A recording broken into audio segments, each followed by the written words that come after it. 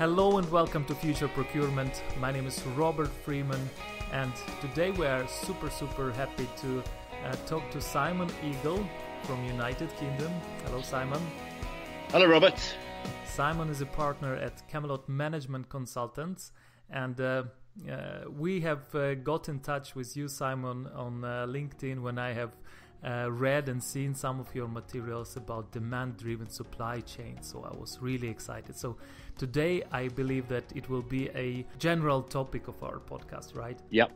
And then before we really have a deep dive in this question or in this topic, Simon, what if you tell us and our listeners some of your background and some of your story, how you came to the place where you are now? Yeah, sure, Robert. So actually my career started off in sales and marketing. And one of the things I learned in that part of the business was how important good service is in terms of materials being available when they're needed by customers. And my career got to a point actually where I felt that actually that part of the business and the company I was working in at the time wasn't being done particularly well. So as a marketeer, I started to work with my supply chain colleagues and eventually actually moved into supply chain. And of course, in those days, I was focusing upon trying to improve forecast accuracy to give these guys half a chance to have the right stock in the right place at the right time. And we sort of all of us really realised that actually it was almost impossible to get decent forecast accuracy.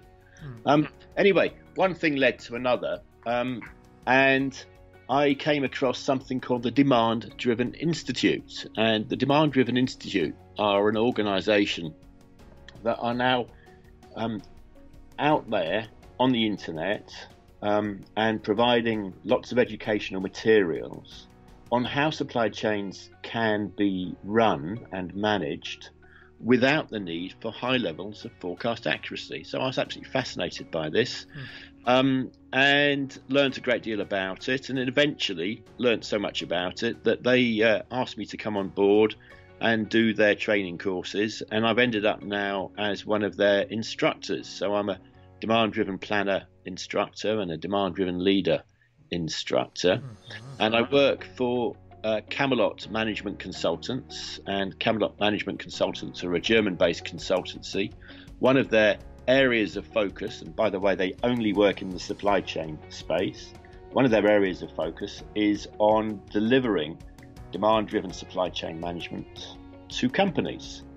And they do that through advising and classic consultancy. And because we have developed the software enhancement for SAP, we can also allow companies to adopt this process through their legacy SAP systems, be it APO and all the way through to IBP. Now, what this means is that companies can actually transform their performance by adopting this methodology. They can actually start to achieve their planned service levels. They can, for instance, reduce their inventories by anything between 30 to 50%, reduce their lead times by up to 85%, and they can stop expediting and firefighting. And they don't need high levels of forecast accuracy to do it. So it really is a truly transformational methodology. And you know, I'm out there talking with companies about introducing it into their own supply chains. Very intriguing introduction, and of course we want to know more, but maybe for the beginning, if you would start with general explanation, what do you mean when you say demand-driven supply chains, and what differentiates it from all the rest? Yes, so the majority of fast-moving consumer goods supply chains, life science supply chains, in fact any ex-stock supply chain, is driven with a forecast. So what companies are doing is they're trying to generate a forecast at the item level of what they think they're going to sell in the short term, and they develop from that forecast a master production schedule or a supply schedule, and make whatever product is required in order to meet that forecast. Now, of course, the trouble is that those forecasts are invariably wrong. And if a company is achieving, say, 80% mix accuracy, they will actually find that the majority of their SKUs in their portfolio are achieving less than 60% accuracy. That is 40% wrong, 50% wrong, that sort of thing. They're only achieving 80% on average across their range because they've got a small number of very high volume items that are skewing the measure upwards. Because when you've got very high volume items, they tend to be low variability, and high forecast accuracy of about 95% is quite easy. That skews the measure upwards. The majority of the portfolio will be achieving accuracies of less than 60%. So if you're generating your supply plans with accuracies of less than 60% or 40% error, you're invariably going to be having too much of the wrong stuff and too little of the right stuff. You're going to have service issues, and you're going to be expediting and firefighting. And that's why so many supply chains are full of planners who spend most of their time expediting and firefighting. It's because they're using the wrong demand signal to drive their replenishment execution. So the alternative to that is a demand-driven methodology in which they actually drive supply with demand. I was making myself the analogy with the push and pull systems at the production. Is it something comparable? Yeah, Robert, you're absolutely right. Demand-driven is very similar to lean pull methodology. Okay. Lean pull has proven itself to be incredibly effective in the automotive industry, and it's used in a lot of factories. Okay. But it tends to be factory orientated. It's managed using visual management systems. It's done offline from your IT systems. So we've got a lot of factories that are very lean, but actually the end-to-end supply chain is still driven by a forecast. And unfortunately, what that means is you've got a lean factory, fortunately, making the wrong stuff at the wrong time. And so, the benefits of what they've done in the factory isn't actually cascading through to the bottom line.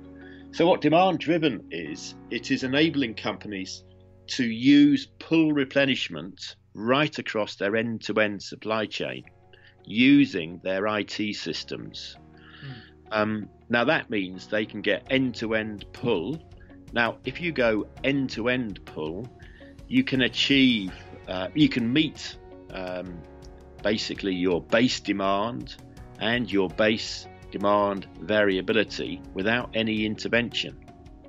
Means that product is pulled through the end-to-end supply chain, so that's raw materials through the factory and out through the distribution network, and as I say, without any intervention, and it meets base demand, volume and variability.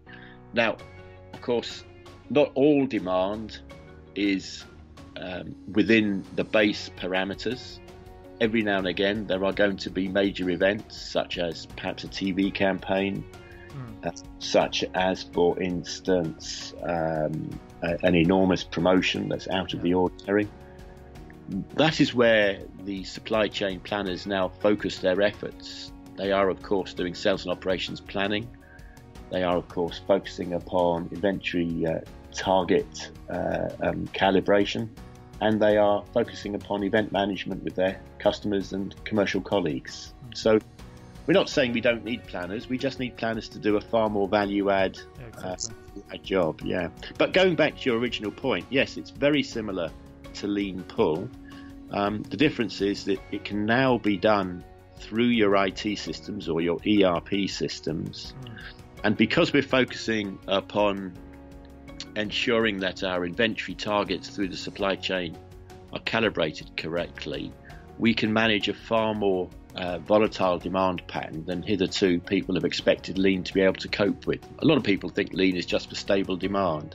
It's not just for stable demand, it's for volatile demand as well, and it manages it very, very well if the supply chain is allowed if the supply chain is configured to flow in line with actual demand. I like it, and I like also the way you expressed it 3 minutes ago or so about the cascade, and I think, and now you said the word flow, and I think by this I visually also can imagine it a little bit better. Can you just draw us more or less a sequence of events, or of the general logic behind this cascade, if you can say? What triggers what in a sequence, just to demonstrate this general logic on some example?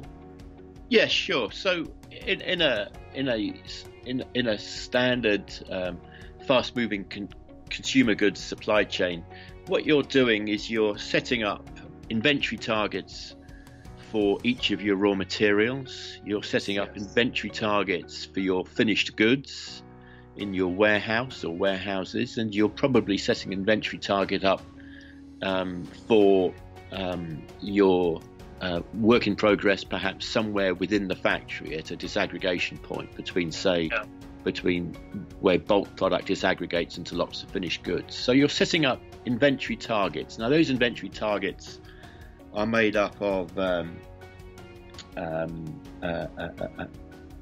the average expected demand over the lead time, average expected demand over the replenishment cycle, plus a calculation for variability. So that becomes your inventory targets, and then you set your reorder cycle or reorder sequence, and you effectively then at each individual inventory position replenish to the top of the target with your optimal sequence and cycle. Now this sounds very much like a reorder cycle, reorder point methodology, and you would be exactly right. It is effectively a reorder point, reorder cycle methodology. But the point is that the reorder cycles and reorder targets are being set up in line with average demand and variability, and the software systems are able to support you in that really important process of target setting. What you then do, as I say, is you replenish against that target, and if you set those targets correctly, then the supply chain, which is now effectively decoupled, despite it being decoupled, it now allows materials to flow through the supply chain in line with demand and variability. So you no longer have to intervene because you're being driven by demand, not the inaccurate forecast. And because you're no longer having to intervene and expedite and interrupt the schedules, you consequently are able to achieve much higher levels of capacity utilization. Your lead times can come down quite significantly. And because your lead times are coming down, and also because you're not changing the lead times by intervening in the schedules, you achieve much, much higher levels of service. In fact, you achieve the right level of service that you planned for without, as I say, having to intervene in the schedules to achieve it. So in that way, we describe it as material flow. And because you've been able to use your capacities more effectively, that's when you can perhaps start to reduce your batch sizes as well. We always suggest that companies go live, with the current batch sizes, with the current planning lead times. Very quickly, they realise that those planning lead times are probably far too long. They also realise that they've actually got a lot more capacity than they actually need. And then they can use that to reduce batch sizes. They can use that for capex avoidance. Or they can produce more and produce more orders. Absolutely. Of course, they're now achieving their planned service levels, and their market share is likely to go up. And yes, they can get greater throughput for the same amount of capacity. Exactly right, Robert. Interesting. Very interesting. And Simon, now I think we're mentally ready to hear from you maybe a list of main benefits and risks connected to demand-driven supply chains, or maybe some preconditions for companies to introduce it, because maybe in my understanding it's not everywhere, or not every company who can really implement it. So maybe some of your recommendations where it's applicable, where not, what are the risks and benefits for different types of companies? Yeah, so I mean, this methodology it's fundamentally about material flow. And if you think that a supply chain is about materials flowing from raw materials through value-add processes to customers, and it's about material flow, then this methodology is appropriate for all supply chains. I can't think of a supply chain where it's not appropriate, if that's how you understand a supply chain to be. So whether you're make to stock or make to order, you should be planning to hold material somewhere. So, if you're an assemble to order business or a make to order business, you're probably planning to hold material somewhere within your supply chain. Now, in a next stock business, that's obvious. It's finished goods, raw materials, and perhaps somewhere in the factory, as I said. If you're an assemble to order business, then you need to be holding materials. You need to be holding sub-assemblies somewhere so that when you receive the customer order, you can go straight to it and meet the order with just a fabrication lead time. But a lot of make-to-order companies find that those materials aren't in the right place. The quantities aren't there, and they spend an inordinate amount of time on a forecast what their finished goods sales are likely to be, and then trying to get the materials in to meet that forecast of make-to-order sales. And effectively they're doing it completely wrong. What they should be doing is simply setting stock targets based upon historical demand of the forecast or the derived forecast and replenishing it in line with consumption. So whether you're make to stock or make to order or assemble to order, this methodology is very appropriate if you're planning to hold stock somewhere. Now, so that's a little bit about where it's appropriate. The challenge for companies in adopting this methodology is, frankly, that people are so used to and so intuitively bound to the idea that what we're going to make or stock is dictated by what we think we're going to sell, that is the forecast, that they find it very difficult to move away from that thought process, which, I must admit is intuitive, but as I've described, because the forecast accuracy is so poor, it's fundamentally flawed. So the big challenge really is around change management. It's about having people in the business understanding the process, being educated in the process, and switching from one thought process to another. And depending upon who's sponsoring or driving the adoption of this methodology, that can be easy or not quite so easy to achieve. So in the ideal state, what you want is senior management in the business to recognize the potential and to bring on board perhaps some of their more innovative teams to perhaps start off by actually simulating the methodology to compare it with what they've actually achieved. So they would take historical demand, historical supply parameters, and compare what they actually did in terms of supply chain performance with that which they would have achieved using this methodology through a simulation exercise. That usually starts to convince people, and then run a small-scale pilot across part of their supply chain where people can actually convert that theory into practice and start to deliver the benefits. And then through change management processes, then start to roll it out across the business. So the methodology itself is very easy to understand once you've learnt about it. It's very easy to implement and to run once you've learnt about it. But the actual change can be quite a challenge, particularly in very large companies. However, having said that, there are some very major companies now going down the road of demand-driven supply chain management simply because, senior people in those companies have recognised that this is a potential source of enormous sort of competitive advantage. So, big companies are going down the roads now. This is no longer niche and a bit left field. Companies like Nestle and Procter and Gamble and Bosch Siemens, they are three companies that CAMELOT are now working with on the implementation of this methodology.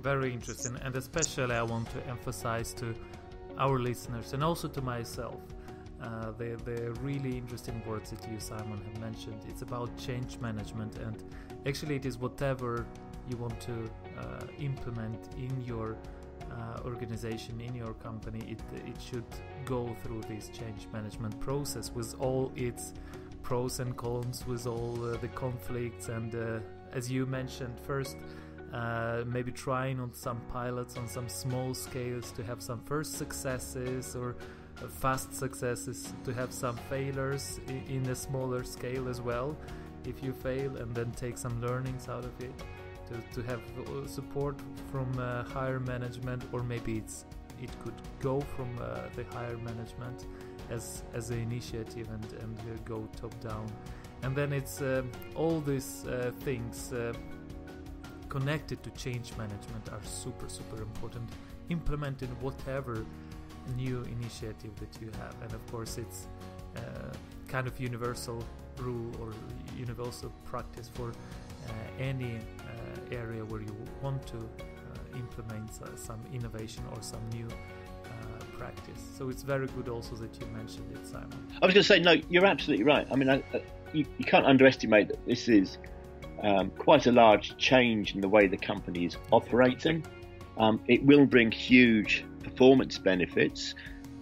It will benefit the entire business. You can imagine the commercial teams love it because you start to get the service levels that are required, and no longer are those commercial teams being expected to forecast with item level accuracy any longer. So there's a huge benefit to them.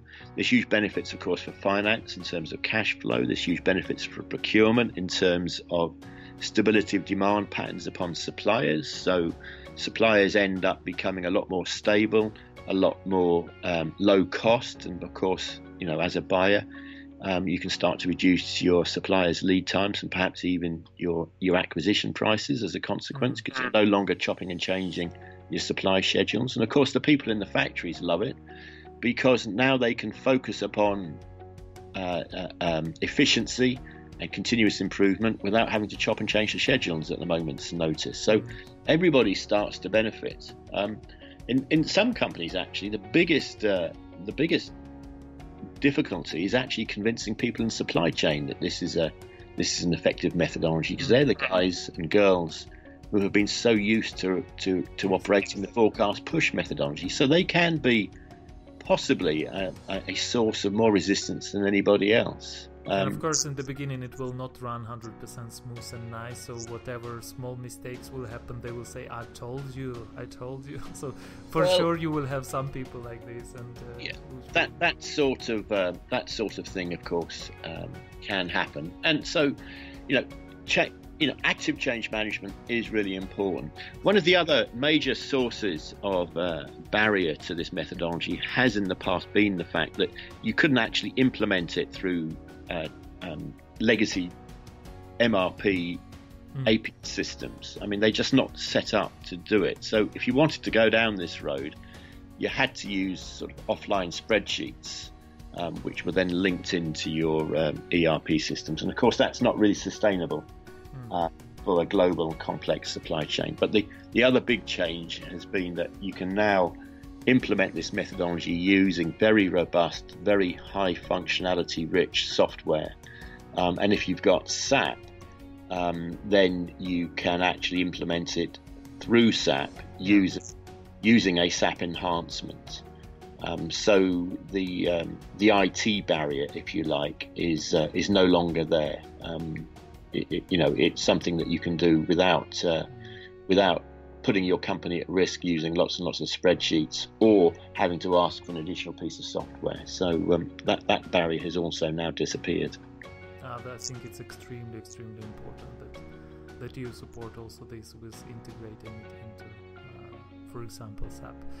Simon, I think our previous dialogue has led me to the next question about maybe sharing some good examples of this transformational process at some of the organizations that you can maybe share and demonstrate the shift of mindset and the change at some particular companies with demand-driven supply chains.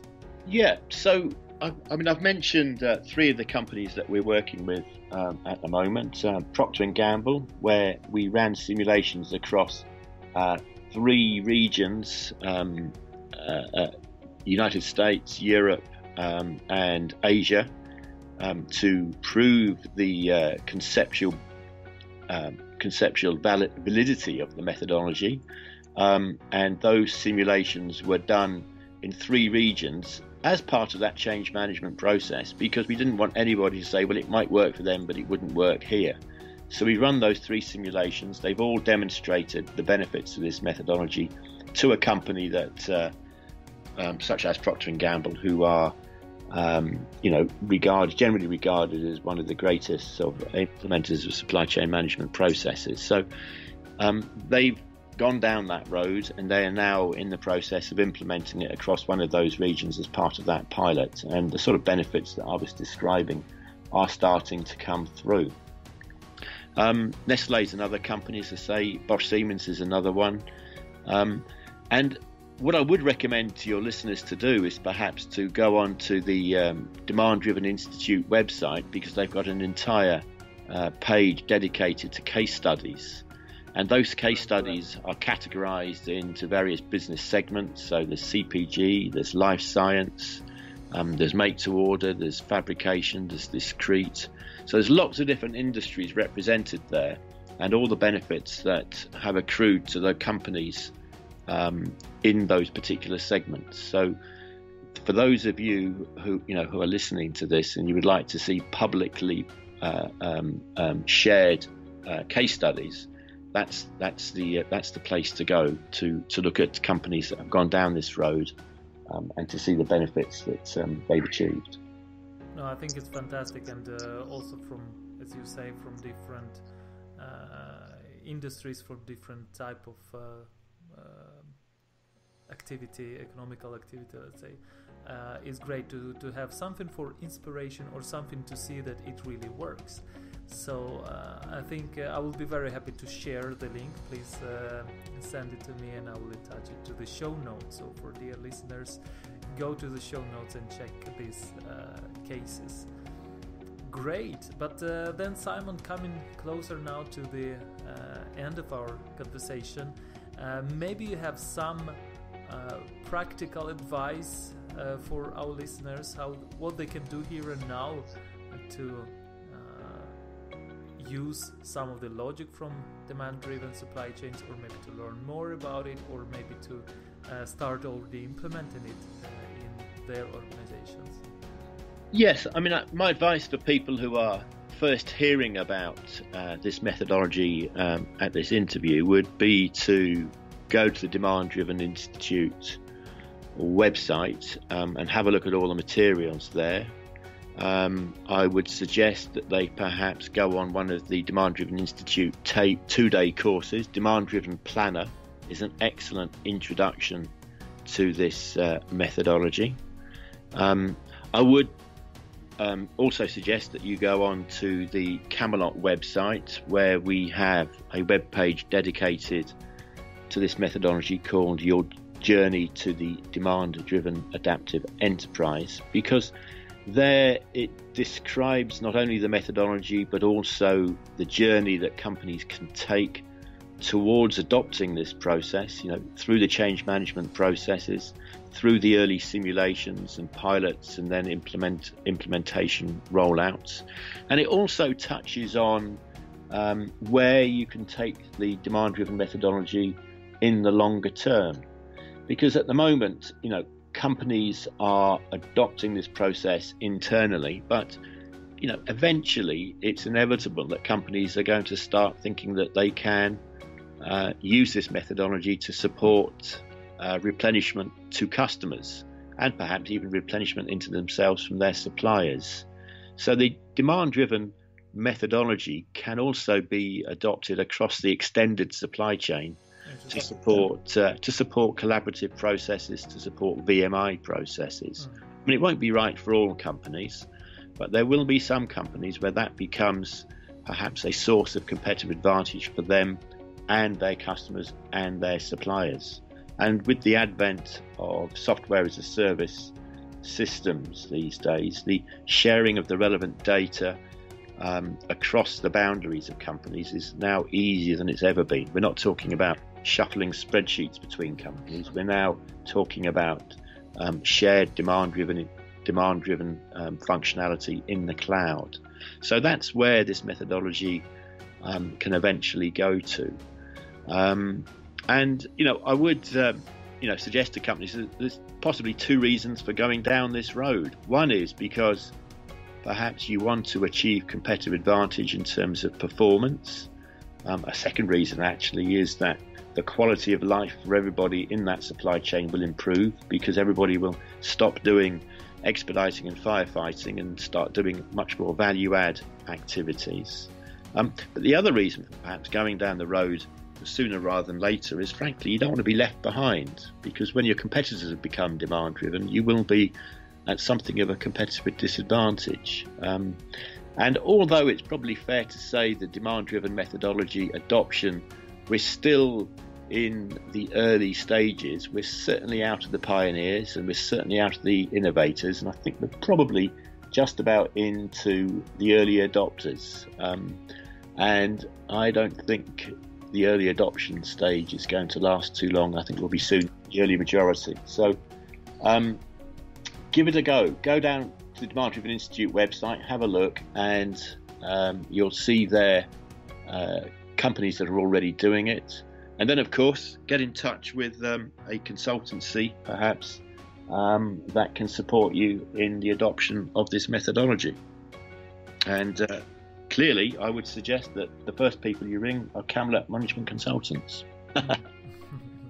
Of course, I will attach all the materials you will share, and also some of the links to the web pages you were mentioning.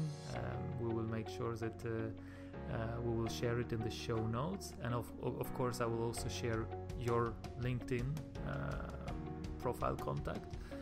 And then it's I really appreciate what you said, Simon. It's the reason to implement it can be driven from inside or from outside, and of course if you don't challenge yourself or your current state of the things in the organizations, after some while you can come from your denial and see that everybody else have done it already. So you can be behind the train in a way. So of course these logics that you said, that it can come from inside the organization to add more value with your time spent per hour or per unit of effort is one thing, or to have a efficiency and things like that at the organization is one thing, but also it could be the other factor which is coming from external, that others may implement it much faster and then you will lag behind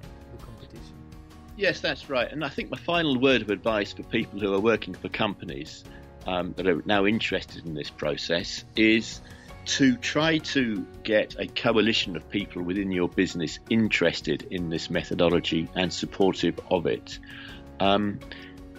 It is very difficult to bring this methodology in if you're a lone voice. You do need to have a number of people within the business who understand it with you and can support you in introducing it into the business. So try to get people involved from different parts of the business and from more senior levels within the business, because if you're relatively junior, then it's going to be very hard work, because you're dealing with something that is relatively counterintuitive, and if they haven't heard of it, they won't understand it, and you may find yourself ending up being a bit isolated. So just be careful how you introduce it, think it through, plan a change management strategy, understand who all the stakeholders are, and build up a coalition of people who can support you in introducing this methodology.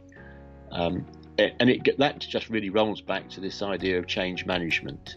You do need to be very careful how you go about it, because if you don't get it right the first time, it might put you back quite a long way before you get another opportunity. Thank you so much, Simon, for a great advice. And for you, dear listeners, once again, it was Simon Eagle, partner at CAMELOT Management Consultants, and I really, really appreciate your advice and also your new mindset that you try to create all over the place with demand-driven supply chains. I really, really like the concept, and I really hope that after this episode is going live, many of you, dear listeners, will go forward and check out the materials shared today in the show notes, and also you will, as you said, Simon, you will influence some other people around, create some smaller or bigger coalitions, and start to move the things forward. Yep, that's the way forward for companies. And if anybody's out there would like to contact me directly, please use the show notes and contact me directly. I'll be very, very happy to help. Thanks very much, Robert. Thank you so much, dear listeners, for being with us until the very end of this interview. I really enjoyed talking about demand-driven supply chains with Simon Eagle today. And don't forget to check the show notes for the special materials prepared by Simon, where he describes the demand-driven supply chains in a little bit more details. And also I have attached the video material to the same form. As always, you are welcome to share your opinion, to comment, and to question the materials shared by us, or also give your input for the future topics. Find us on LinkedIn or on the webpage futureprocurement.net, or write the email to us, info@futureprocurement.net. My name is Robert Freeman, and this was Future Procurement Podcast. We talk to you soon.